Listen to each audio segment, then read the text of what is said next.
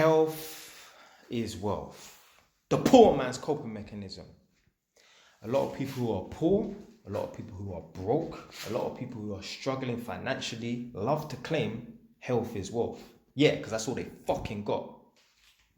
Also, a lot of people who are poor, a lot of people who are broke, a lot of people who are struggling financially love to claim, I'm spiritually rich. Do you know why they love to claim they're spiritually rich? It's because they're using a metric that cannot be measured. And if it cannot be measured, it cannot be disproved. You know, you can work out whether or not someone is rich or poor by looking in their bank account. I know someone is poor if I look in their bank account and there's only £122.67 in the minus because they're in their fucking overdraft. So they love to claim they're spiritually rich because they're using a metric that cannot be measured. And if it cannot be measured, it cannot be disproven. So there might be certain people who are new to my TikTok account, wherever any of that video was the first one that they discovered. They haven't seen my other videos. Now, maybe, I don't know what was happening in that live stream. I probably was mentioning that, you know, fitness is healthy, is important, because I'm a fitness man. I go running every other day, yeah? So I don't neglect fitness. I'm not lazy. I'm disciplined. Tomorrow is running day. Tomorrow I will go running. No excuses. I don't give a fuck what the weather is outside. I don't care if I got a headache. I don't care if I feel unwell, yeah? So I'm going running. My runs take me about 40 minutes or something like that. So fitness is important, but it's not the be all and end all. The reason why these guys prioritize fitness and health so much is because that's what they've got going for them. I guarantee you, if they were like me, someone who renovates properties, someone that's got a property portfolio of 6 or 10 or 15 or whatever in that, and they were making some decent money, they would not be fucking prioritizing being in the gym for so long. No way. You think Jeff Bezos or Elon Musk was in the gym for 4 hours tearing it up when they were building up their business, earning 10 grand a day or whatever?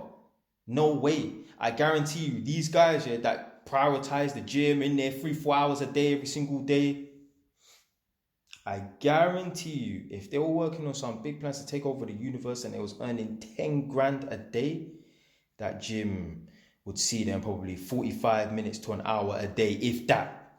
Guarantee you. Guarantee you. But obviously, they ain't got nothing else going for them. So that's why they prioritize the gym. Because the reason why they prioritize the gym and building up their body and that, because that's the only thing they can do right. That's the only thing that they know how to do. You see, they haven't worked out a way to make money. So, okay, cool. Let me get a sense of fulfillment by building up muscle. No. Figure out a way to build your rascal pockets up. Your children will appreciate a lot more. I'm telling you. No one gives a fuck that their dad is hench. Not when they're struggling for food. Yeah? I'm sure most kids would rather have a dad that's just slim, average build, but he's mega rich. Who would you rather be friends with? Someone who, you know, they have a dad that drives a McLaren or a Lamborghini or has a 7-bedroom mansion, or their dad is fucking hench living in a council house in Enfield. So, yeah, you know, fitness is important. You know, you should prioritize your fitness and that. You know, for me, obviously, I go running every other day. If you want to go to the gym an hour a day, whatever, and that, yeah, do that. But it shouldn't be the be all and end all. There's people in the comment section claiming that, you know, fitness is, they're not saying it word for word, but they're coming across that fitness is the be all and end all. Fam, do you know what it is? I think certain men think that, yeah, when they get hench, they're going to get gal. Blood, there's bare man tearing it up in the gym that ain't had a fucking date in 4 months. And you know, even if they haven't been on a date in 4 months, they're on a 1-year drought. Look at all the guys that you see walking around, yeah, that have women.